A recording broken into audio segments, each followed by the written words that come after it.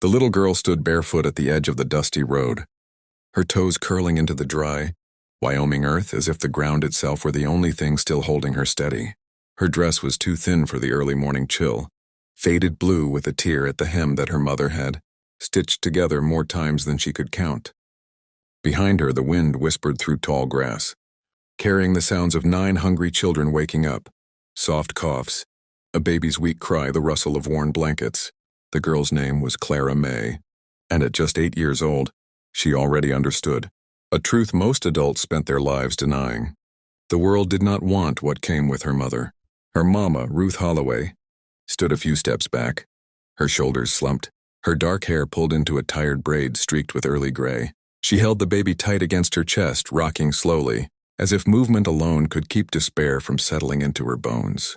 Ruth's eyes were fixed on the horizon, not because she expected help to come, but because looking anywhere else meant facing the faces of her children, faces that trusted her, depended on her, and had no idea how close hunger and hopelessness had crept. They had been turned away again that morning. Another farmhouse, another tight-lipped woman at the door, another man who wouldn't even step outside to say no. It's too many mouths, they'd said. Can't take on a widow with that many kids. God help you, but we can't. Clara had heard it all before. She had learned to read the signs the way adults' eyes widened when they counted heads, the way smiles vanished the moment her mother mentioned 9 children, the way kindness curdled into fear. Clara didn't blame them. Even she knew 9 was a lot. 9 mouths, 9 pairs of worn shoes, 9 hearts beating in need of shelter.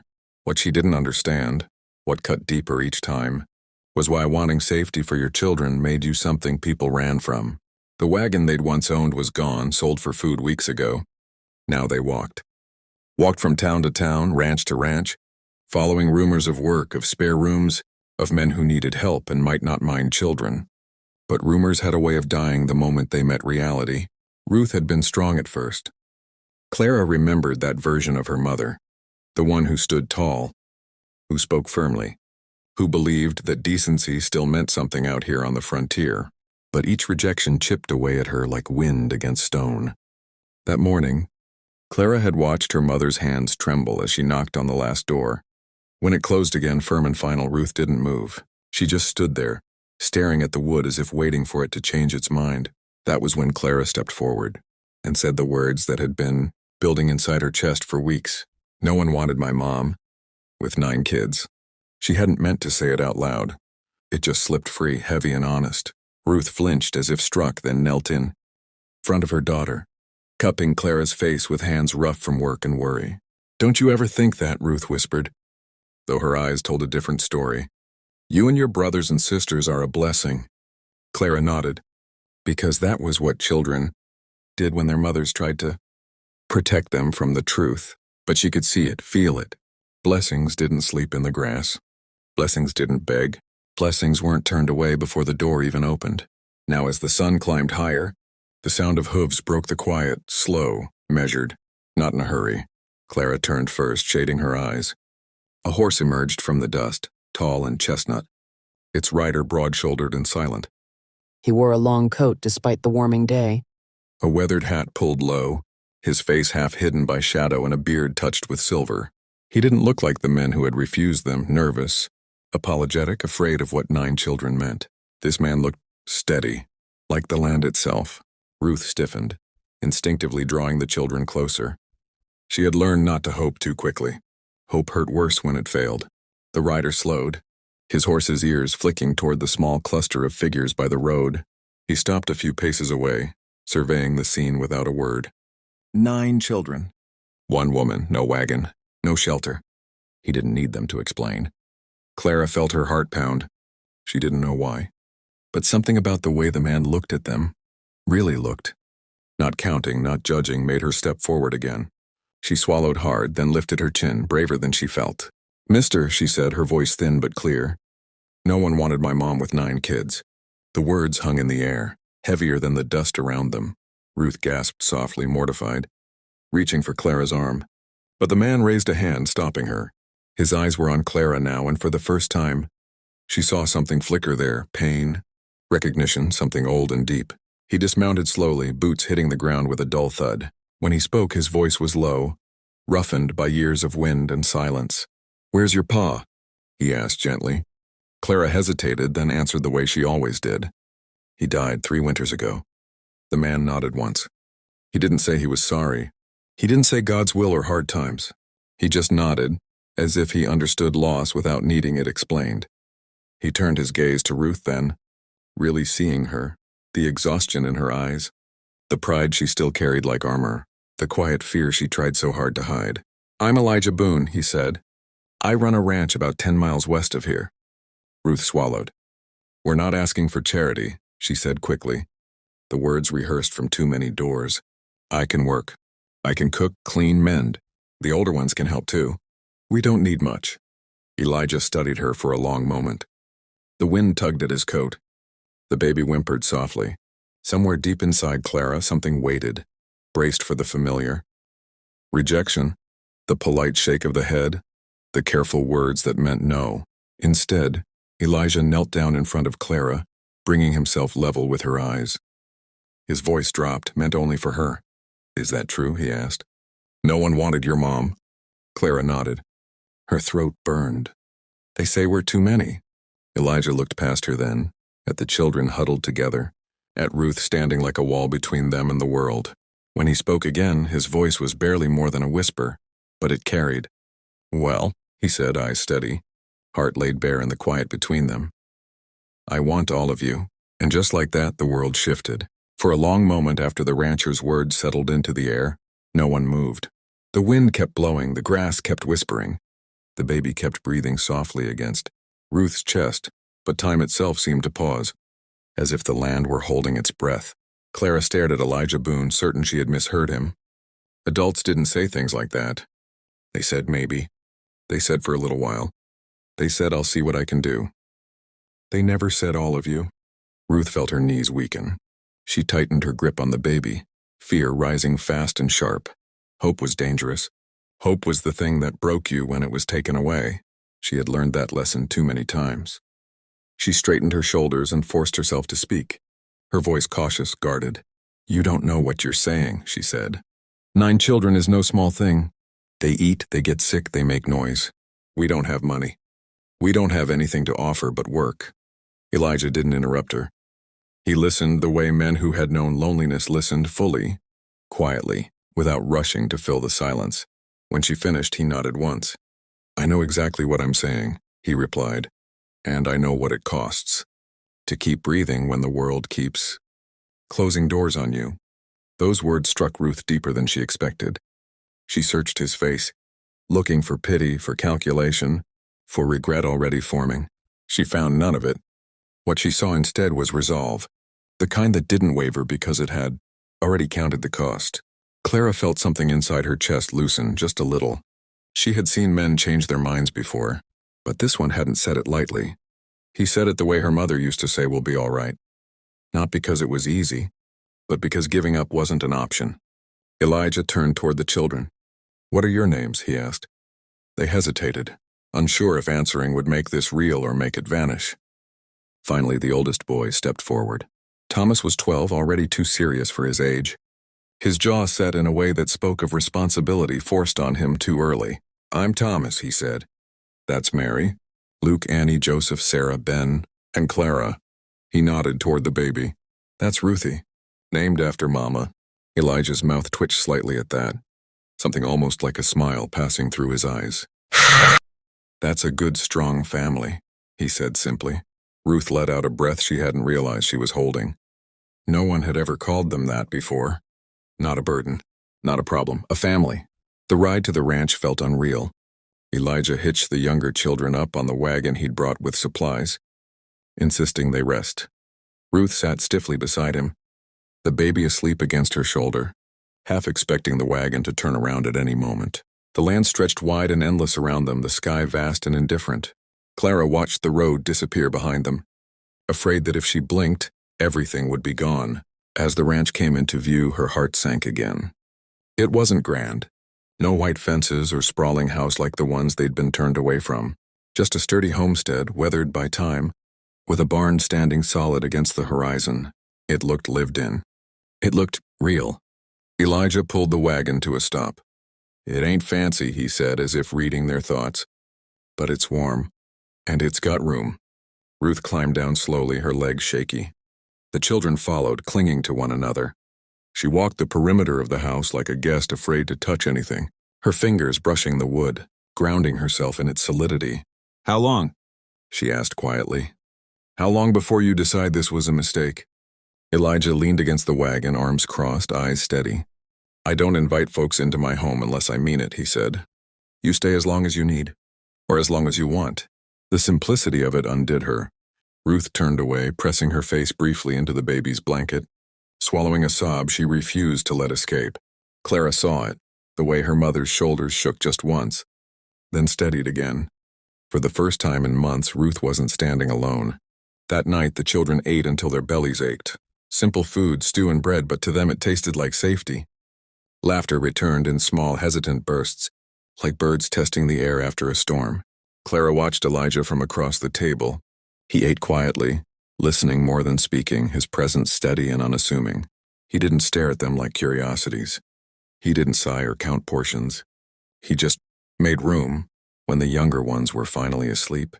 Curled together on makeshift beds, Ruth stepped outside. The stars burned bright above the ranch, sharp and endless. Elijah was there, leaning against the fence, his hat in his hands. "You didn't ask why I'd do this," he said softly. Ruth hesitated. "I was afraid of the answer." He nodded. "I lost my wife and boy 5 years back," he said. "House has been too quiet ever since." The words settled between them, heavy but honest. Two broken lives, meeting not to fix each other but to survive together. Inside, Clara lay awake, staring at the ceiling. For the first time in a long while, the fear that had lived in her chest loosened its grip. She didn't know what tomorrow would bring. She only knew that tonight they were wanted, and for a child who had learned to expect nothing, that was everything. Morning came softly to the Boone Ranch, carried in on pale gold light that slipped through the windows and settled on the worn wooden floor.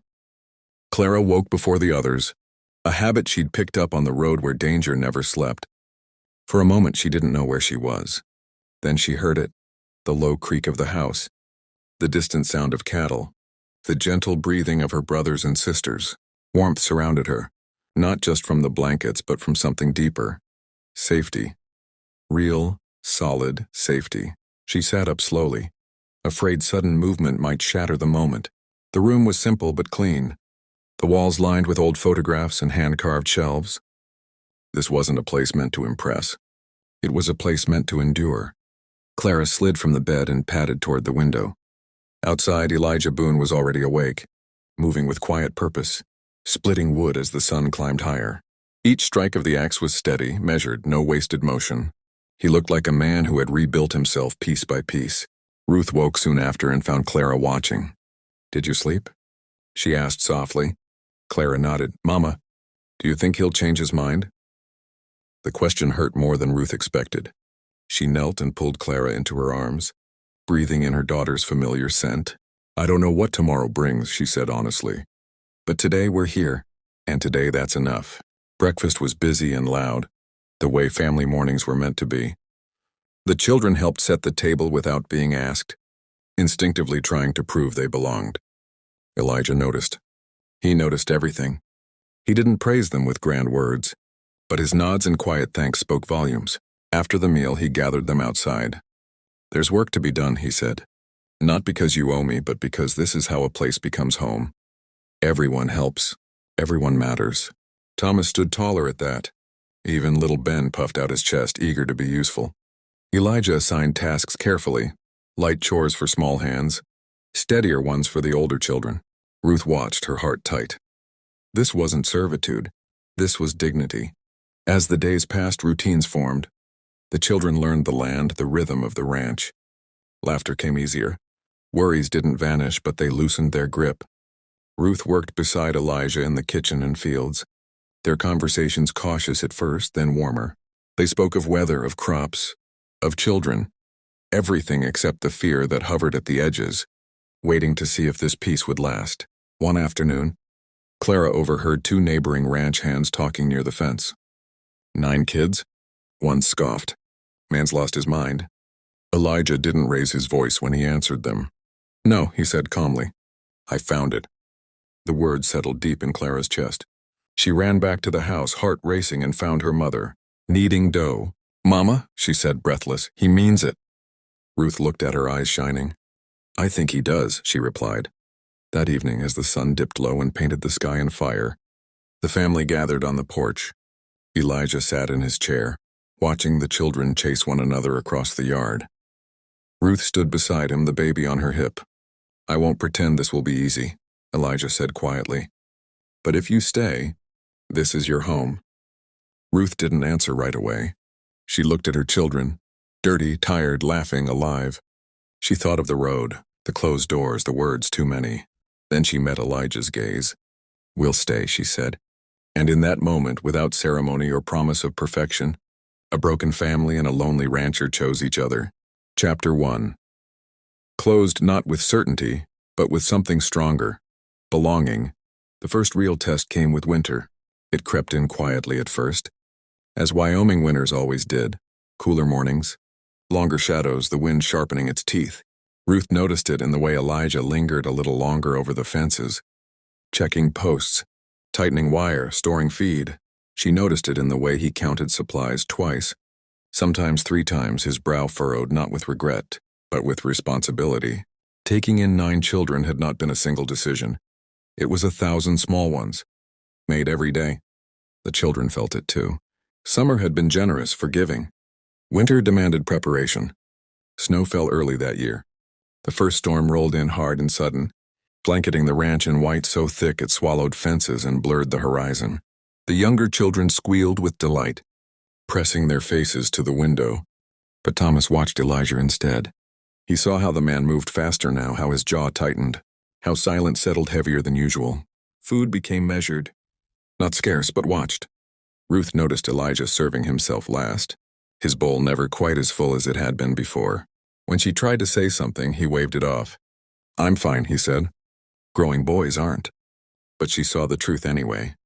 That night, when the children were asleep, Ruth sat at the table mending a shirt by lamplight.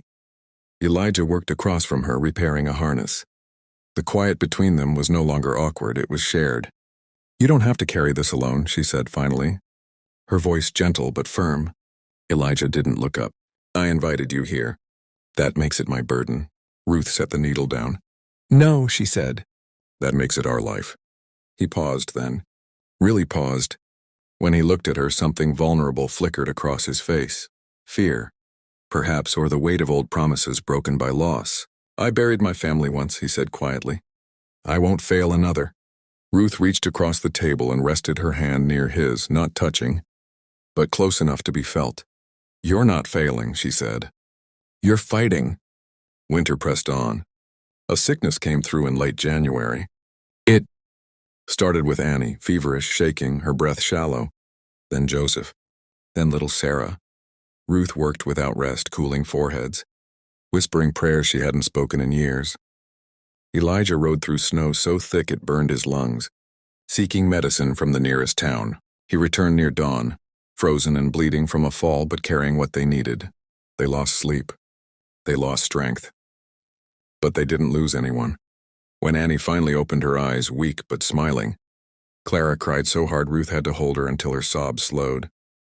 That night, Elijah stood alone in the barn long after chores were done, his forehead pressed against the rough wood, whispering thanks to a God he wasn't sure still listened. Not everyone was kind. Word traveled fast in small communities. Some said Elijah Boone had lost his sense. Others said he was hiding something. When Ruth took the children into town for supplies, she felt the stares, heard the murmurs. That's her, someone whispered. The woman with all those kids. Poor fool rancher. Clara heard it too. One afternoon, a boy her age sneered at her near the store. No one wanted your mom, he said cruelly. He'll get tired of you. Clara went home silent, her old fear clawing back to life. That night, she sat on the porch steps, knees pulled tight to her chest.